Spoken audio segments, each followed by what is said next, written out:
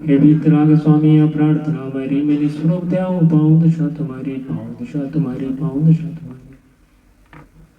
जैसी मति वैसी गति के स्वाध्याय के क्रम में बहुत सुंदर लेखन नेमीचंद जी ग्वालियर वाले ने एक तत्वार्थ पर आधारित संकलित किया है। मति अर्थात बुद्धि, चित्त, भाव, परिणाम, ऐसे बहुत से उसके पर्यायवाची नाम आते हैं। पंडित बनारसी दास जी ने भी नाटक समयसार में बुद्धि के पर्यायवाची नाम के लिए छंद लिखा है। प्रज्ञादिष्णा सेमुषी धीमे धामति बुद्धि सुरति मनीषा चेतना सायश हंस विशुद्धि। अब प्रश्न क्या है कि भाई ज्ञान मरण कर्म के उदय से हमें जितना भी ज्ञान प्रकट होता है उस ज्ञान को जीव जानने में जो जानने में लगाता है तो उससे ही संसार एवं मोक्ष का प्राप्ति निर्भर करती है। आत्मा चेतन स्वभाव है, उसका कार्य मात्र ज्ञाता दृष्टा जानना देखना, इसके अतिरिक्त कोई कार्य नहीं है। जब जीव अपने ज्ञान दर्शन से के उपयोग को पर पदार्थ में जानने में देखने में लगाता है तो तब शुभाशुभ भाव उत्पन्न होते हैं और शुभाशुभ भाव के उत्पन्न होने के निमित्त से तब आश्रवबंध और संसार अवस्था अर्थात पंच प्रावर्तन, 84 लाख योनि और चतुर्कृति का परिभ्रमण होता है। और इसके विपरीत जब जीव अपने ज्ञानानंद स्वरूप भगवान आत्मा में स्व में की ओर लगाता है तो सम्मा निद्रा रूप शुद्ध भाव प्रकट होते हैं और वही धर्म है। वहीं से मुक्ति के मार्ग की शुरुआत होती है। बुद्धि है एक। अब हमें उस पर डिस्कशन करना है कि उस बुद्धि को किस ओर जाने दें। जब हम ये अपने सूक्ष्म ज्ञान को, अपनी बुद्धि को, अपनी मति को लौकिक व्यापार, धंधे, विज्ञान, नौकरी, चाकरी, घर गृहस्थी, लौकिक पढ़ाई आदि में लगाते हैं तो उन कार्यों में से जो पुण्योदय से हमें जो सफलता मिलती है तो हम स्वयं भ्रम से ऐसे मान लेते हैं कि ये मेरी होशियारी से हुआ, ये मेरी बुद्धि से हुआ, मैं सफल हुआ। सोचो जरा। लेकिन ये भ्रम जनित बुद्धि हमारी, ये जो भ्रम जनित बुद्धि, होशियारी, ये संसार की होशियारी है और ये होशियारी इस जीव को चारों गति में परिभ्रमण कराएंगी और अंत तका गत्वा निगोद के रास्ते खुलवाएंगी। इसलिए आचार्य योगेंद्र देव ने भी गाथा 111 में कहा है कि हे भव जीव, यदि तुझे संसार से भय लगता है तो अपने ज्ञानानंद स्वरूप भगवान आत्मा में लीन हो, उस पे सर्वस्व निछावर कर, ये जो विकल्प आदि है उसको त्याग कर ज्ञान स्वरूप में स्थिर हो। वही पुरुष, यानी यहाँ भावार्थ ये है कि यदि तू आर्त ध्यान, रौद्र ध्यान में अधिकता करेगा तो स्व से च्युत होकर पर पदार्थों में अपनापन आय सिवा नहीं रहेगा। और यदि तू हे जीव, जैसी तेरी गति होगी वैसी तेरी मति होगी, या जैसी तेरी मति होगी वैसी तेरी गति होगी।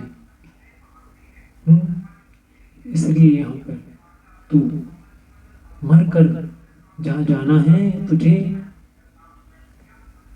तो वैसे परिणाम अवश्य होंगे। इसलिए यहाँ पे 112 गाथा में प्रेरणा दी गई है कि तू परद्रव्य को छोड़कर परद्रव्य में अपनी मति को मत लगा।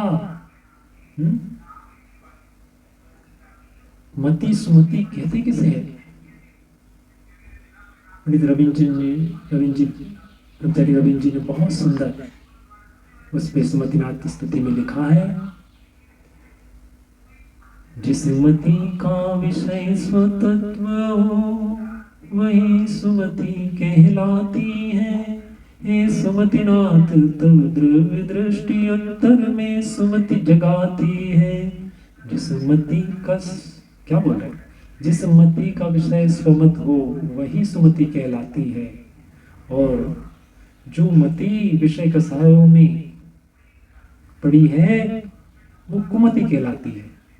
बस 2 लाइन में पुनः पूरे जिनागम का रहस्य भर दिए पंडित साहब ने। क्योंकि जो बता रहे ना, जो स्वयं की हम होशियारी से चतुर्बुद्धि से समझने लगे कि भाई वर्तमान में जो भी हमें पद प्रतिष्ठा यश ख्याति जो भी मिली है तो हम क्या मानते हैं, मेरे कारण हुआ, मेरी इतनी बुद्धि थी, मैं फर्स्ट आया, मैं नहीं कहता तो ऐसा कार्य नहीं होता। पद प्रतिष्ठा संपत्ति मेरे कारण है, मेरे कारण ही ये दुकान चल रही है, मेरे कारण ही ये घर चल रहा है।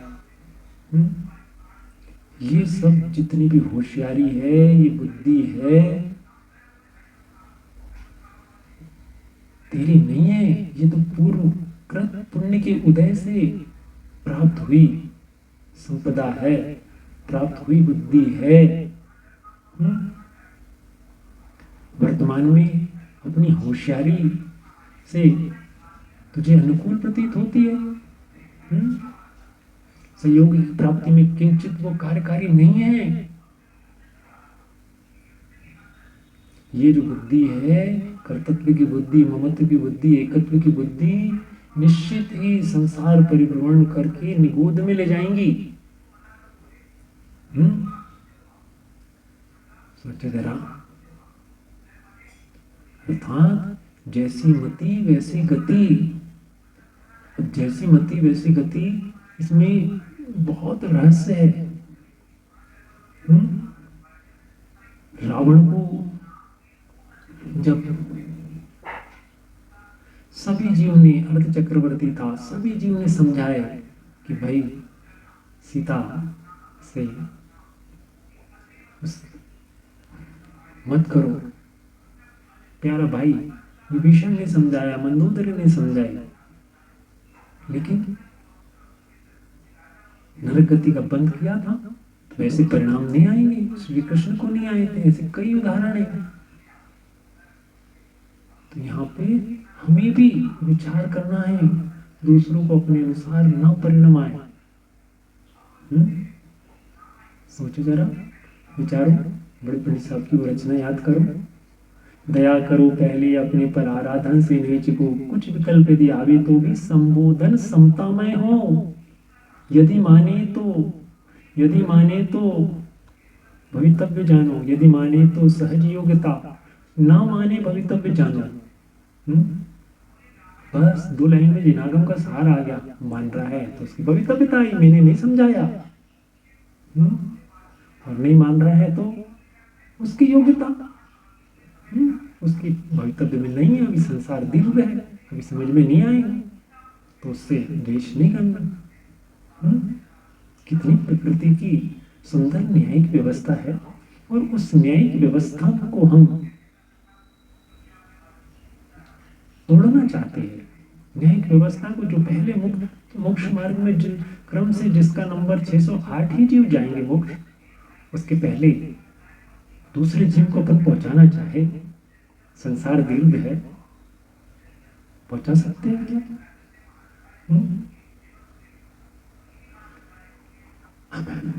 जिनमत विरुद्ध कार्य है, स्वयं अपना संसार बढ़ाने का कार्य है।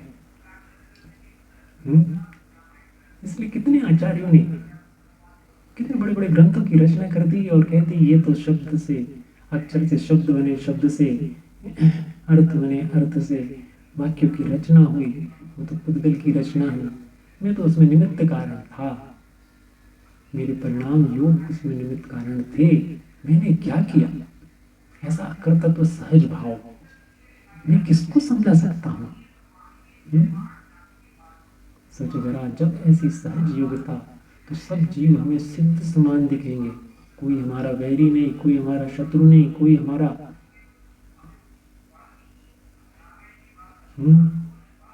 इस प्रकार जैसी मति वैसी गति। हमारी बुद्धि को हम सन्मार्ग में लगाए, मोक्ष मार्ग में लगाए, आत्म तत्व में लगाए, शुद्धात्मा में लगाए, इसी मंगल भावना से।